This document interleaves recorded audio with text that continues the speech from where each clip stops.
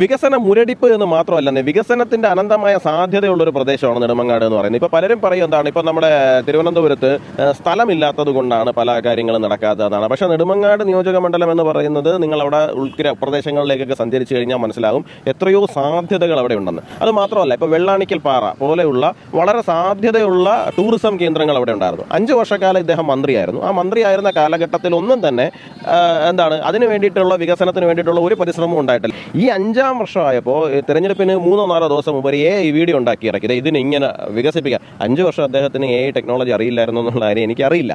നെടുമങ്ങാട് സ്ഥാനാർത്ഥി യുവരാജ് ഗോകുൽ ആ സ്ഥാനാർത്ഥി പ്രചരണമെല്ലാം തുടങ്ങിയിരിക്കുന്നു. വലിയ രീതിയിലുള്ള സ്വീകാര്യത ലഭിക്കുന്നു. ഇപ്പോൾ പത്മനാഭസ്വാമി ക്ഷേത്രത്തിലാണ് എത്തിയിരിക്കുന്നത്, ദർശനത്തിനായി എത്തിയിരിക്കുകയാണ്. നമുക്ക് അദ്ദേഹത്തോട് ചോദിക്കാം എങ്ങനെയാണ് തെരഞ്ഞെടുപ്പിലെ വിശേഷങ്ങളൊക്കെ. നമസ്കാരം. നമസ്കാരം. തെരഞ്ഞെടുപ്പ് ആരംഭിച്ചിരിക്കുന്ന പ്രചരണം കൊഴുക്കുന്നു. തീർച്ചയായിട്ടും നമ്മൾ ഔദ്യോഗികമായിട്ട് ഇന്ന് പ്രചരണം ആരംഭിക്കുകയാണ്. പിന്നെ നെടുമങ്ങാട് നിയോജക മണ്ഡലത്തിനെ സംബന്ധിച്ചിടത്തോളം അങ്ങോട്ടേക്ക് ചെല്ലുന്നു എന്നൊരു ഇതില്ല. കഴിഞ്ഞ 2-2.5 വർഷമായിട്ട് അവിടെ നിന്ന് പ്രവർത്തിക്കുന്നതുകൊണ്ട് തന്നെ അങ്ങനെ ഒരു പെട്ടെന്നൊരു സമ്പർക്കം ആദ്യമായിട്ട് തുടങ്ങേണ്ടുന്ന ഒരു സാഹചര്യം ഇല്ല. പക്ഷേ എന്നാൽ ഔദ്യോഗികമായി ആരംഭിക്കണം. അപ്പോൾ ഔദ്യോഗികമായി ആരംഭിക്കുന്നത് ഇന്നാണ്. അപ്പോൾ ശ്രീപത്മനാഭനെ തൊഴുതുകൊണ്ട് ആരംഭിക്കുക എന്നുള്ളതായിരുന്നു നമ്മുടെ ഒരു ആഗ്രഹം. അപ്പോൾ അതുകൊണ്ട് തന്നെ രാവിലെ തന്നെ പത്മനാഭൻ്റെ അടുത്ത് ആരംഭിക്കാമെന്ന് കരുതിയാണ്. യുവരാജ് പറഞ്ഞതുപോലെ തന്നെ മണ്ഡലത്തിൽ സജീവമാണ്, പല വിഷയങ്ങളിലും ഇടപെടുന്നുണ്ട് മണ്ഡലത്തിൽ. നമുക്കറിയാം കഴിഞ്ഞ ദിവസം നടന്നൊരു സംഭവമായി ബന്ധപ്പെട്ട് ആശുപത്രിയിലടക്കം ഉണ്ടായ സുരക്ഷാ വീഴ്ചയടക്കം ഉണ്ടായ സമയത്തല്ല, ആ സമയത്തെല്ലാം യുവരാജിൻ്റെ ഒരു സാന്നിധ്യം അവിടെ ഉണ്ടായിരുന്നു. അങ്ങനെ മണ്ഡലത്തിൽ സജീവം തന്നെയാണ്. മറ്റൊരു അങ്ങനെ ഒരു വേറൊരിടത്തുനിന്ന് വന്നതാണെന്നോ അല്ലെങ്കിൽ അങ്ങനെ പറയേണ്ട ആവശ്യമൊന്നുമില്ല. എന്തായാലും എത്രത്തോളം ഉണ്ട് വിജയപ്രതീക്ഷ? 100% എന്ന് പറഞ്ഞാൽ തെറ്റായി പോകും. 200% വിജയപ്രതീക്ഷ തന്നെയാണ് ഞങ്ങൾ അവിടെ നിൽക്കുന്നത്. കാരണം മണ്ഡലത്തിൻ്റെ ഒരു പൾസ് നമുക്ക് വളരെ കൃത്യമായിട്ട് അറിയാം. അപ്പോൾ എവിടെയാണ് നമുക്ക് പിറകെ പോകാൻ സാധ്യതയുള്ളതിന്, എവിടെയാണ് നമ്മൾ കവർ ചെയ്യേണ്ടതെന്നുള്ളതിനെ കുറിച്ചിട്ട് കൃത്യമായിട്ടുള്ള ധാരണയുണ്ട്. അത് മാത്രമല്ല, നെടുമങ്ങാട് നിയോജക മണ്ഡലത്തിനെ സംബന്ധിച്ചിടത്തോളം ഇപ്പോൾ MLA മന്ത്രി കൂടിയാണ് അദ്ദേഹം. അപ്പോൾ ഒരു മന്ത്രിയെ ലഭിക്കുമ്പോൾ ഒരു മണ്ഡലത്തിന് ഉണ്ടാകേണ്ടുന്ന വികസന സാധ്യതകളുണ്ട്. ആ വികസനങ്ങൾ അത്തരത്തിലൊന്നും അവിടെ ഉണ്ടായിട്ടില്ല. അദ്ദേഹം റോഡിലെ കുഴിയടച്ചത് വരെ മഹാസംഭവമായിട്ടാണ് അദ്ദേഹം അവതരിപ്പിച്ചുകൊണ്ടിരിക്കുന്നത്. അപ്പോൾ തീർച്ചയായിട്ടും ഇപ്പോൾ നമ്മൾ ഈ ജില്ലാ ആശുപത്രിയുടെ കാര്യം പറഞ്ഞല്ലോ.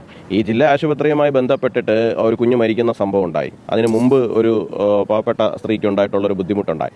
ഈ സമയത്ത് ഒരിടത്തും MLA അവിടെ കണ്ടിട്ടില്ല, ഒരാളും കണ്ടിട്ടില്ല. അപ്പോൾ ജനങ്ങൾ യഥാർത്ഥത്തിൽ അനുഭവിക്കുന്ന ഒരു പ്രശ്നം വരുന്ന സമയത്ത് ഒളിച്ചോടുകയാണ് അദ്ദേഹം. അപ്പോൾ അങ്ങനെ ഒരു ഒളിച്ചോടുന്ന MLA, മന്ത്രി കൂടിയായിട്ടുള്ള ഒരു MLA, അപ്പോൾ ആ MLA സംബന്ധിച്ചിട്ട് ജനങ്ങൾക്ക് കൃത്യമായിട്ടുള്ള ധാരണയുണ്ട്. അപ്പോൾ അത് തീർച്ചയായിട്ടും വോട്ടെടുപ്പിൽ പ്രതിഫലിക്കും എന്ന് നമുക്ക് കൃത്യമായിട്ട് ധാരണയുണ്ട്. പ്രധാനമായിട്ടും ഈ വിഷയങ്ങൾ തന്നെ വികസന മുരടിപ്പ് തന്നെയായിരിക്കുമല്ലേ ഉയർത്തി കാണിക്കുന്നത്? വികസന മുരടിപ്പ് എന്ന് മാത്രമല്ല, വികസനത്തിന്റെ അനന്തമായ സാധ്യതയുള്ളൊരു പ്രദേശമാണ് നെടുമങ്ങാട് എന്ന് പറയുന്നത്. ഇപ്പോൾ പലരും പറയും എന്താണ്, ഇപ്പോൾ നമ്മുടെ തിരുവനന്തപുരത്ത് സ്ഥലമില്ലാത്തത് കൊണ്ടാണ് പല കാര്യങ്ങളും നടക്കാത്തതാണ്. പക്ഷേ നെടുമങ്ങാട് നിയോജക മണ്ഡലം എന്ന് പറയുന്നത് നിങ്ങൾ അവിടെ പ്രദേശങ്ങളിലേക്കൊക്കെ സഞ്ചരിച്ചു കഴിഞ്ഞാൽ മനസ്സിലാകും എത്രയോ സാധ്യതകൾ അവിടെ ഉണ്ടെന്ന്. അത് മാത്രമല്ല, ഇപ്പോൾ വെള്ളാണിക്കൽ പാറ പോലെയുള്ള വളരെ സാധ്യതയുള്ള ടൂറിസം കേന്ദ്രങ്ങൾ അവിടെ ഉണ്ടായിരുന്നു. 5 വർഷക്കാലം ഇദ്ദേഹം മന്ത്രിയായിരുന്നു. ആ മന്ത്രിയായിരുന്ന കാലഘട്ടത്തിൽ ഒന്നും തന്നെ അതിന് വേണ്ടിയിട്ടുള്ള വികസനത്തിന് വേണ്ടിയിട്ടുള്ള ഒരു പരിശ്രമവും ഉണ്ടായിട്ടില്ല. 10 വർഷങ്ങൾക്ക് മുൻപ് അന്നത്തെ MLA ആയിരുന്ന പാലോട് രവി ഒരു 10-50 ലക്ഷം രൂപയൊക്കെ മുടക്കി അവിടെ ചെറിയ ഒരു മേക്ക് ഓവർ ചെയ്തു വെച്ചതിനപ്പുറത്തേക്ക് അവിടെ പിന്നീടൊന്നും സംഭവിച്ചിട്ടില്ല. പിന്നെ അത് സാമൂഹ്യ വിരുദ്ധരുടെ ഒരു താവളമായിട്ട് മാറുന്ന സാഹചര്യം ഉണ്ടായി. ഈ 5-ാം വർഷമായപ്പോൾ തെരഞ്ഞെടുപ്പിന് 3-4 ദിവസം മുമ്പ് AI വീഡിയോ ഉണ്ടാക്കി ഇറക്കിയത് ഇതിന് ഇങ്ങനെ വികസിപ്പിക്കാം. 5 വർഷം അദ്ദേഹത്തിന് AI ടെക്നോളജി അറിയില്ലായിരുന്നു എന്നുള്ള കാര്യം എനിക്കറിയില്ല. എന്തായാലും 5-ാം വർഷം അദ്ദേഹം ഇറങ്ങിപ്പോകുന്നതിന് 3 ദിവസം മുമ്പ് മാത്രമാണ് അവർക്ക് ഇങ്ങനെ ഒരു AI ടെക്നോളജി ഉണ്ടെന്നും AI ടെക്നോളജി ഉപയോഗിച്ചൊരു വീഡിയോ ഉണ്ടാക്കണമെന്നെങ്കിലും തോന്നിയത്. ഇത്തരത്തിലൊരു അതുവരെ അങ്ങോട്ടേക്ക് തിരിഞ്ഞു നോക്കിയിട്ടില്ല. എന്തൊക്കെ പദ്ധതികളാണ് നിലവിൽ മനസ്സിലുള്ളത് മുന്നോട്ട് വയ്ക്കുന്നത് ഈ നെടുമങ്ങാട് മണ്ഡലവുമായി ബന്ധപ്പെട്ട്? പദ്ധതികളെ കുറിച്ചിട്ട് വളരെ വിശദമായിട്ട് തന്നെ നമ്മൾ ചർച്ചകൾ നടത്തിയിട്ടുണ്ട്. ഒരു സബർബൻ എന്ന് പറയുന്ന ഒരു തലത്തിലേക്ക് ആ നെടുമങ്ങാട് പ്രദേശത്തിനെ മാറ്റുവാനുള്ള അനന്തമായ സാധ്യതയുണ്ട്. കാരണം ഇപ്പോൾ പ്രത്യേകിച്ച് വിഴിഞ്ഞം തുറമുഖം കൂടി വരുന്നതോടുകൂടി തിരുവനന്തപുരം നഗരം വളരെയധികം കൺജസ്റ്റഡ് ആവുകയും പുതിയ കാര്യങ്ങളൊന്നും തന്നെ ഇവിടെ നമുക്ക് സാധ്യമാകാൻ പറ്റാത്ത ഒരു സാഹചര്യം ഉണ്ടാവുകയും ചെയ്യും. ഇപ്പോൾ കേരളം നമ്പർ 1 ആണ് നമ്മൾ കാലാകാലങ്ങളായിട്ട് നമ്മൾ അവകാശപ്പെടുന്നത്. അപ്പോൾ നമ്പർ 1 കേരളത്തിൻ്റെ തലസ്ഥാനവും ഭാരതത്തിലെ തന്നെ നമ്പർ 1 സിറ്റി ആയിരിക്കണം. അപ്പോൾ തീർച്ചയായിട്ടും തിരുവനന്തപുരം നഗരം കഴിഞ്ഞിട്ട് ഇപ്പോൾ മുംബൈയിലേക്കൊക്കെ നമ്മൾ പോയി കഴിഞ്ഞ് കഴിഞ്ഞാൽ, അല്ലെങ്കിൽ കർണാടക ബാംഗ്ലൂരേക്കൊക്കെ നമ്മൾ പോയി കഴിഞ്ഞ് കഴിഞ്ഞാൽ എല്ലാത്തിനും സബർബൻ മേഖലകൾ ഉണ്ടാകാറുണ്ട്. തിരുവനന്തപുരം സിറ്റിയെ സംബന്ധിച്ചിടത്തോളം തിരുവനന്തപുരം സിറ്റിക്ക് അപ്പുറത്തേക്ക് അങ്ങനെ ഒരു മേഖല ഇല്ല. ഈവൻ സബർബൻ ട്രെയിൻ സർവീസ് വരെയും ഇത്തരം നഗരങ്ങളിൽ എല്ലായിടത്തും ഉണ്ടാകുന്നത് നമ്മൾ കണ്ടിട്ടുണ്ട്.